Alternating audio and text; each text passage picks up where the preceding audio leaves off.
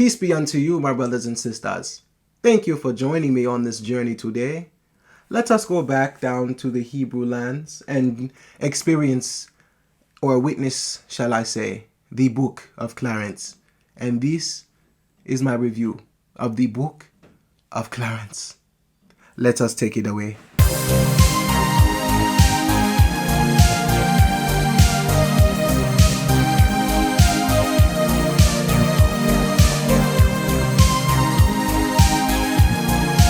Hey guys, it's your guy in the chair here, and this is my review for the Book of Clarence, starring Lakeith Stanfield, James McAvoy, R.J. Seiler, Omar Sy, and was directed by Jeymes Samuel. And our story follows a man named Clarence who is a non-believer of Christ, and basically he owes money to a man named Jebediah, and he has 30 days to repay his debt. In order to try to repay him, he either tries to become a 13th apostle for protection, and when that doesn't necessarily work out, he decides to go out on a journey of his own and become the quote-unquote new Messiah by copying, or honestly just trying to perform quote-unquote, well, he tries to perform, tricks, but they're really like the miracles of Jesus, but he honestly does not believe in Jesus, and he doesn't believe in the stuff that everybody has been talking about, and so he just tries to go out and replicate, what everybody's been talking about, and tries to take over the identity of the Messiah himself, and that gets him basically into a web of lies that gets him into a lot of trouble with the Romans and takes him down a path of self-reflection and a journey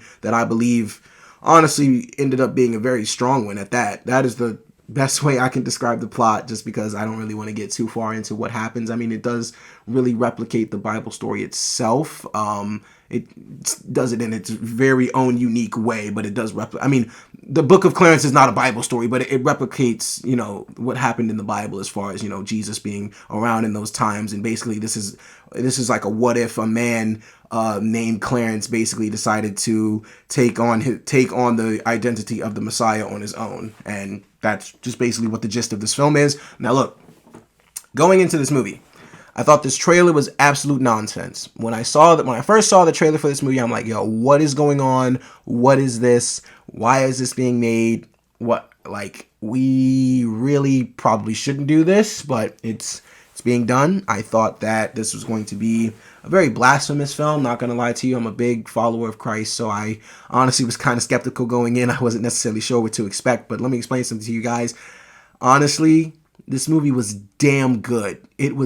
I was so shocked at how much I really enjoyed this movie. I'll say this. As far as what I liked about the film, I thought Lakeith Stanfield did a phenomenal job as Clarence. And honestly, the reason, throughout the film, why I was kind of while yes, this is blasphemous in different ways, I'll say Lakeith Stanfield's character of Clarence is a testament of how, I don't know if a lot of, maybe just people who don't believe in general, he's a testament to people who just do not believe.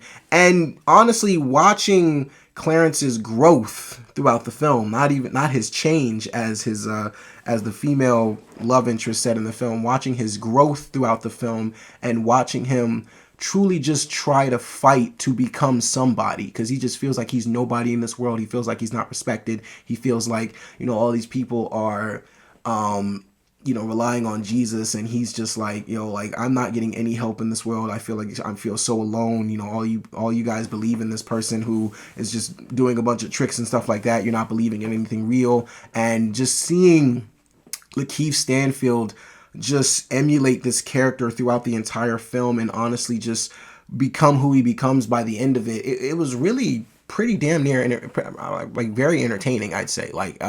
Not only entertaining, but I say it was pretty enlightening. It truly honestly just reminded me more throughout the film of why I love God so much, man. It was something that I truly really enjoyed watching. I loved watching his character arc in this film.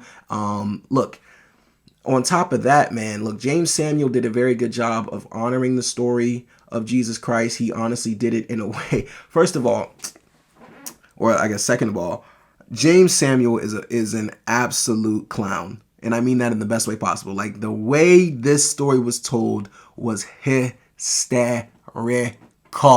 I mean, I was dying at a lot of the scenes in this film. It was so funny. It was so well told. It was so well put together. I mean, I really thoroughly enjoyed my time in this theater watching this movie. Like, and Lakeith Stanfield also it's crazy because Lakeith Stanfield also plays an apostle himself, but it's like he has a twin brother named Thomas, and it's basically Clarence being able to look at both sides of, one being a believer and the other one isn't. Like Thomas, his brother, let me get my words together. The twin brother that he plays, Thomas, Lakeith Stanfield plays Thomas.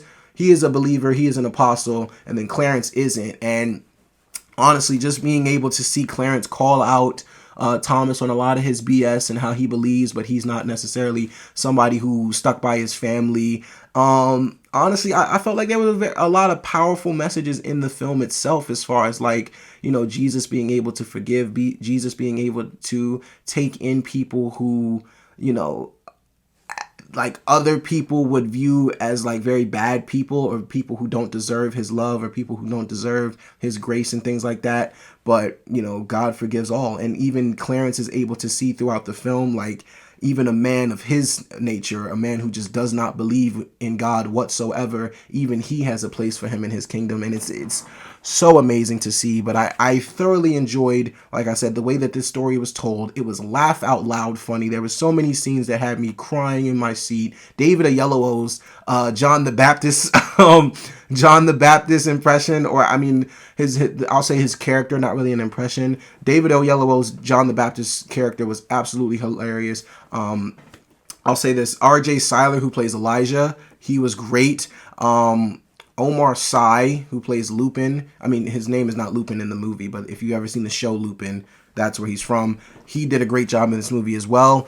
I don't know the actor's name, and please forgive me for this, but the guy who plays Lamar from BMF, and he plays Jebediah in this film, tremendous shout out to that man. Because not only does he play basically a Hebrew version of Lamar in this movie, but he has a monologue in this film that absolutely redeemed his character and honestly made for one of the best moments in the film. I absolutely adored it. Shout out to Benedict Cumberbatch as well. I am not going to get into detail. I'm not even going to say really what role he plays in this film, but shout out to Benedict Cumberbatch for having me dying on the floor.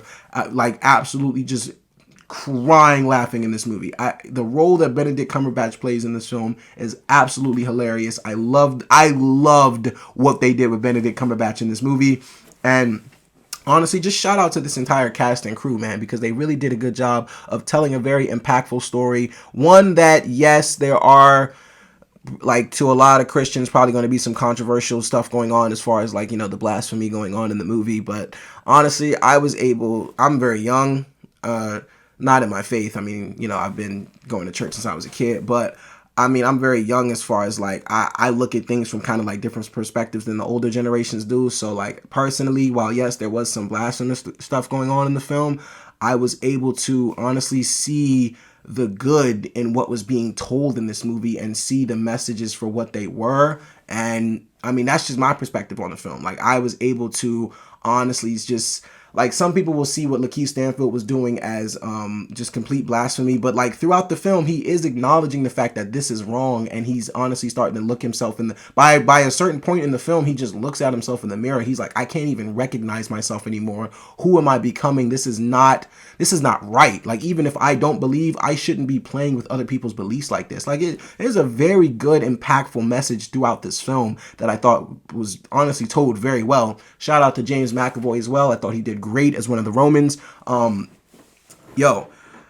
gonna be real with you. The only thing that I kind of didn't like about the movie was just like towards the end, I felt like they didn't necessarily know how to end it, or the ending can be very controversial in some ways, just like, like I said, there's just, blasphemous stuff going on.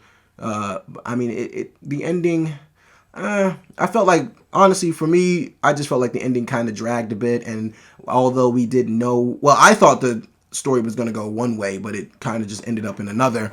And the ending to it itself, to each their own, however you feel about the ending. For me, the ending kind of just dragged on a bit. And I felt like it could have ended a different way. It didn't necessarily need to end the way it did, but I don't, in order for me to really explain what that means, I'd have to get into spoiler territory, which I don't want to at all. But all in all, guys, this is a very fun time at the movies. This movie is very funny, has a very impactful message. Honestly, the entire cast and crew, all the black people showed up and showed out in this movie. They were absolutely spectacular. I need to look up who played the love interest. Oh, shout out to Caleb McLaughlin as well, because he killed it.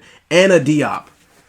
She plays the love interest in this film. I don't know what the young lady's name is, but she was absolutely phenomenal. Nicholas Pinnock is the guy that plays Jesus in this film. He did a phenomenal job as well. Alfie Woodard had me crying. She plays Mary. She plays Jesus's mom. Had me crying in this movie. I mean, there are a lot of funny moments in this movie. There are a lot of great moments in this movie. Lakeith Stanfield, I can't really praise his performance enough. He really did a very good job at playing Clarence. And actually, before I wrap this review up, one thing I do want to shout out in this movie is the way that it was told. I love that Clarence was a drug dealer. I love that there was weed back in this time. It's like a modern day story. Oh, I'm sorry. It's like a back in the day Hebrew story told with modern day themes. Like, you have weed in the movie, you have drug dealers, you have plugs, you have basically everything in the modern world is like, you have everything that's basically in the modern world today, just in that, back in the day setting. I thought that was honestly a genius way to tell the story, and honestly a great way to make us laugh, and honestly just a great way to portray that God loves everybody, bro. Don't matter what background you come from. Don't matter really what you've done in your past. Don't really matter what you're doing in your life now. I mean, yes, some stuff is really fucked up, but I mean, there's a lot of fucked up stuff you can do. But I mean, God loves you regardless, man. And I truly really enjoyed the heck out of this movie, man. This was something that for me shocked me as much as I enjoyed it, because I really did not think I was going to like this movie at all. I thought it was going to be really stupid, and I ended up walking out and actually having a really good time. So for all those reasons and so many more, guys, I'm going to give the Book of Clarence a 3.5 out of 5 stars. All right, guys, so the Book of Clarence, have you seen it? What did you think about it? Look, guys, thank you so much for watching. I really do appreciate it. Look, be sure to like, share, subscribe, all that good stuff and so much more. I really do appreciate you guys for watching. Thank you so, so much. Look, this is your guy in the chair. More content coming to you soon.